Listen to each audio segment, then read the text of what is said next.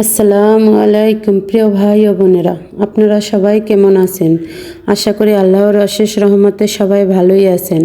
আলহামদুলিল্লাহ, আমিও আল্লাহর অশেষ রহমতে ভালোই আছি। আজকে আমি মালঞ্চা শাক ভাজি করব। এখানে আমি মালঞ্চা শাক তুলে এনেছি, এর সাথে কয়েকটা তেলাকুচুর পাতাও দিয়ে দিয়েছি, আর কয়েকটা আলু দিয়েছি। শাকটা ভালো করে ধুয়ে পরিষ্কার করে একটু ভাপ দিয়ে নেব, অল্প সময়, বেশি ভাপ দেব না। তারপর একটা ফ্রাই প্যানে তেল গরম দিয়ে দিয়েছি। তেল গরম হয়ে গিয়েছে, এখানে আমি পেঁয়াজ কুচি, কাঁচামরিচ কুচি দিয়ে দিয়েছি।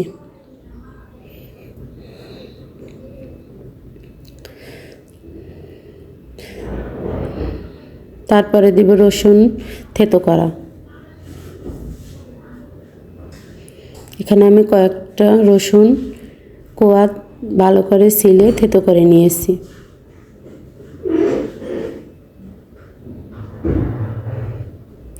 একটু নেড়ে চেড়ে ভেজে নিব।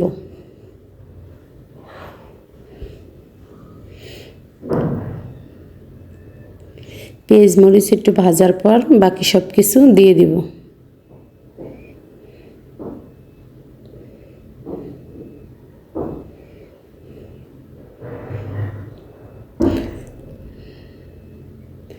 এভাবে যদি মালঞ্চা শাক ভাজি করা যায়, এটা খেতে দারুণ মজা হয়, কারণ এই শাকটায় কোনো সার নেই, এটা প্রাকৃতিক শাক,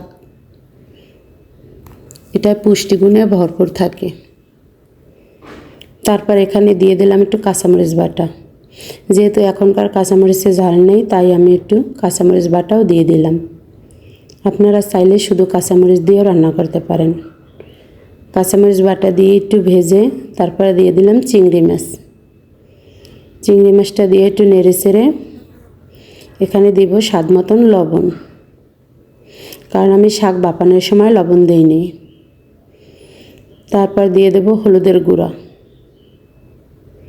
অল্প একটু, যেহেতু চিংড়ি মাছ আছে তার জন্য হলুদের গুঁড়া দিয়ে দিলাম।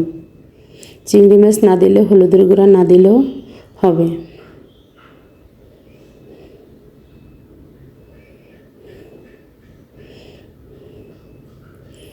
একটু নেড়ে চেড়ে ভেজে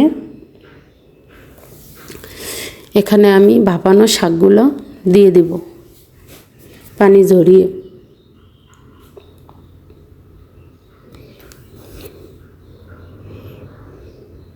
যে সকল ভাই বোনরা আমার ভিডিওটি দেখেন এবং লাইক, সাবস্ক্রাইব, কমেন্ট করেন, তাদেরকে অন্তরের অন্তঃস্থল থেকে অসংখ্য অসংখ্য ধন্যবাদ।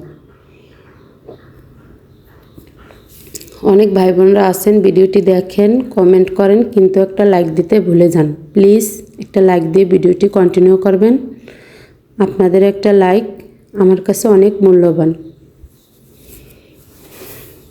আর একটা কথা, হয়তো বা আমি কারো ভিডিওতে কমেন্টে লিখি না যে আমি লাইক দিয়ে পুরো ভিডিও দেখে নিলাম, তার জন্য হয়তো আপনারাও লাইক দেন না, কিন্তু আমি যার ভিডিও দেখি প্রথমেই লাইক দিয়ে নেই, তারপরে পুরো ভিডিওটা দেখি, সুন্দর একটা কমেন্ট করি। আমি সবসময় ফুল ভিডিও ওয়াচ করি, যখন একটা ভিডিও ক্লিক করি ফুল ভিডিও না দেখে ভিডিও থেকে বের হই না। কিন্তু শোনেন, কমেন্টে লিখলে তাতে ওয়াচ টাইম কেটে নিয়ে যায়, সাবস্ক্রাইবার কেটে নিয়ে যায়, এই জন্য কমেন্টে লিখি না। এই জন্য হয়তো আমার ভাই বোনরা আমার ভিডিও দেখে একটা কমেন্ট করে চলে যায়, হয়তো লাইক দেয় না, ভাবে যে আমি লাইক দিই না। কিন্তু আমি আজ পর্যন্ত যখন যার ভিডিও দেখি প্রত্যেকের ভিডিওতে লাইক দিই। লাইক না দিয়ে, পুরো না ভিডিও না দেখে কখনো বের হই না। আপনারাও প্লিজ এটাই করবেন। শোনেন, কাউকে ঠকালে আল্লাহ অবশ্যই দেখে। এভাবে আমি শাকগুলো ভালো করে নেড়ে চেড়ে অনেক সুন্দর করে ভাজি করে নিয়েছি, একবারে ঝুরঝুরা করে। তারপর আমি এখানে মাছ দিয়ে আলু রান্না করব। এজন্য আমি তেলাপিয়া মাছ সুন্দর করে ধুয়ে আলু আর মাছ একসাথে লবণ, হলুদের গুঁড়া, মরিচের গুঁড়া দিয়ে মাখিয়ে রেখেছি। তারপরে আলু, মাছ সবটাই ভেজে নিব। এভাবে ভেজে রান্না করলে যে কোনো মাছ খেতে অনেক মজা লাগে, আর আলুটা ভেজে রান্না করলে অনেক মজা হয়। আমার মাছগুলো ভাজা হয়ে গিয়েছে এক পাশ, তারপর উল্টে দিয়েছি, আলুগুলো উল্টে পাল্টে ভেজে নিব।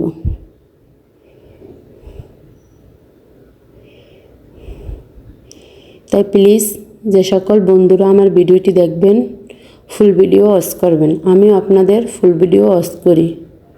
আমি যদি আপনাদের ভিডিও পুরোটা না দেখি তাহলে তো আপনারা না দেখলে কী হবে, আল্লাহ তো দেখে। যেহেতু আমরা মুসলমান, বিশ্বাস তো করতে হবে যে সব কিছুই আল্লাহ দেখে।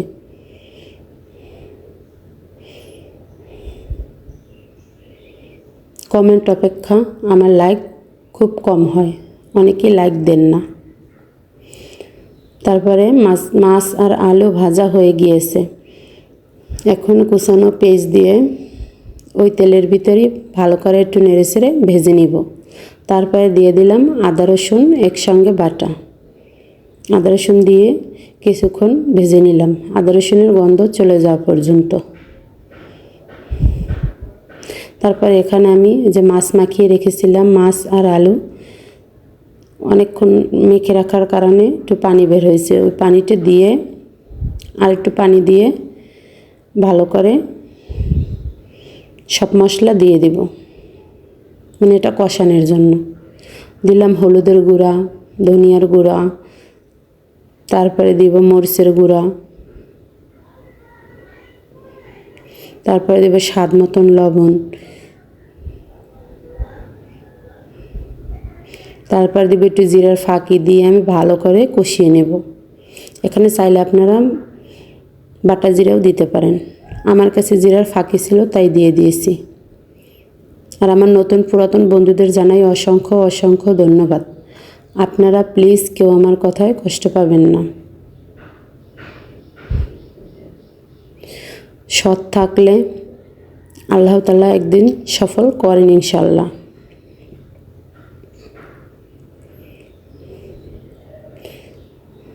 আমি কথাগুলো যেভাবে বলছি কারো মনে কষ্ট দেওয়ার জন্য বলি নাই, প্লিজ কেউ কষ্ট পাবেন না। সবাই আমার প্রাণের বন্ধু। আমরা একে অপরের যদি পাশে না থাকি তাহলে সামনের দিনগুলো এগিয়ে যেতে পারবো না। তাই আমরা একে অপরের পাশে থেকে বন্ধু হয়ে একে অপরের সাহায্য করব। কারণ এখান থেকে কেউ টাকা পাইলে কেউ আমরা নিজের পকেট থেকে দিব না। তাই আমাদের এখানে কোনো রেষারেষি করার কোনো প্রয়োজন নেই। একে অপরের সাহায্য করলে আমাদের জন্যই ভালো হবে, আমি যেটা মনে করি।